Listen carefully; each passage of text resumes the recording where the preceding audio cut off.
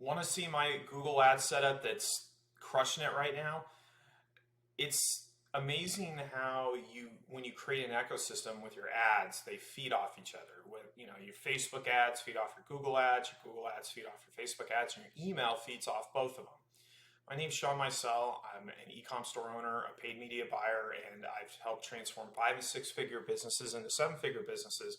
And in this video, I'm going to just show you my Google Ads setup. It's very concise. It's not too expansive, but I think you'll get a lot of wisdom out of it.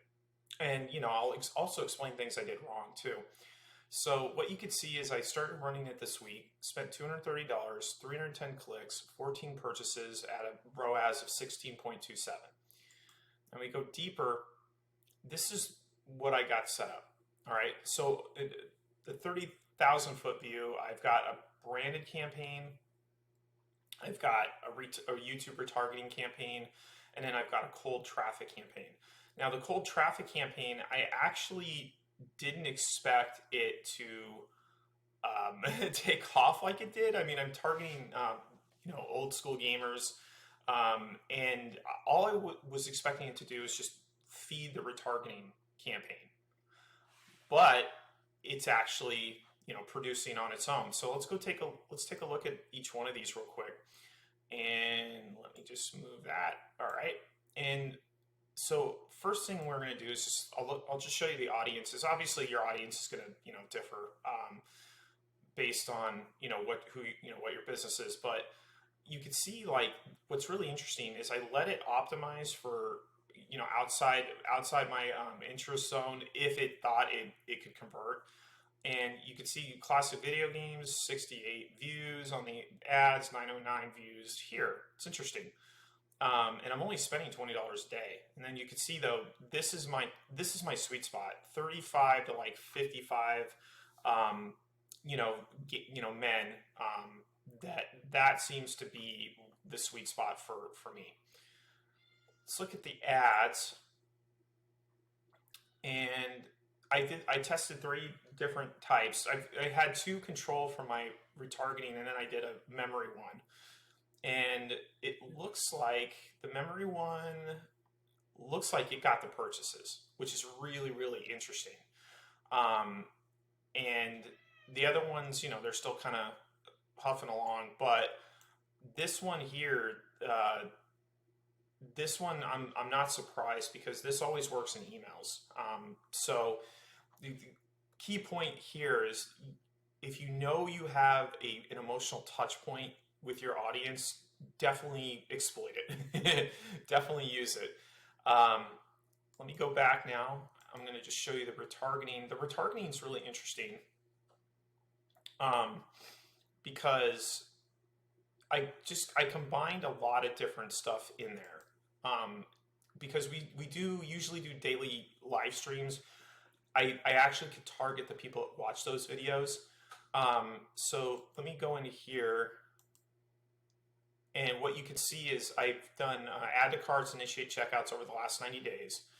I've done people who hit our Power Console page, because sometimes a lot of times there's crossover, like they'll buy a mini and then they'll buy a Power Console, or vice versa. I did general store visitors. I did Power Console videos. Those are the ones we stream. And then just video views in general. And I left it at that. Now, the ads are pretty much the same. They're exactly the same as what you saw in the cold traffic one. And you can see that this one here, the memory one, it's holding its own. Whereas the other one, this one, the control ad, if you will, got a sale, and this one has not quite gotten a sale. But I'm going to let it run for a little bit longer, because it hasn't gotten a lot of spend yet. And then last but not least, this campaign generally is not scalable. And I'll explain why. So this is the branded search campaign here. And what you can see is the keywords I'm targeting it's pretty much the dominant one is our company name, which is not surprising, right? Like they'll just be like, oh, I don't remember the name of the product, but Wayback Arcades, or Tom's Coffee Shop, or Kim's Tea Mugs, whatever. They'll pretty much just remember the name of the company. You can see it's already gotten 6 purchases. And I leave it a broad match because if they misspell it, or they put it all together, whatever, it'll still dig it out. And then the ads, now this is interesting because I tested another ad, and this one, let's see, this one is the control, or if it's the new one I did. Let's see. No, this is a control one. So this one still is kind of bringing in the bacon, so to speak. But you can see the click-through rates are amazing for this one. This is the new one, where I talk about memories and stuff like that. And that one, it's got a huge click-through rate.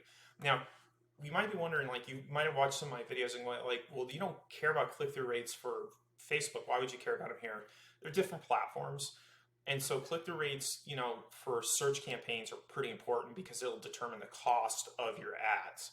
Whereas, Facebook, I don't really worry about it because I just know I'm going to get, a ton of clicks, and, it's just going to work out.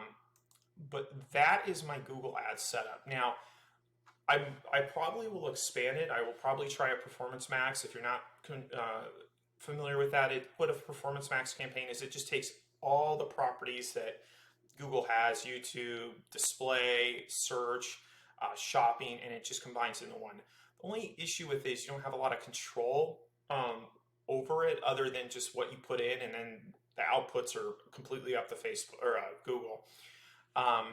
But that right there is my setup, and you can see, like, for the search campaigns, it's getting a huge ROAS.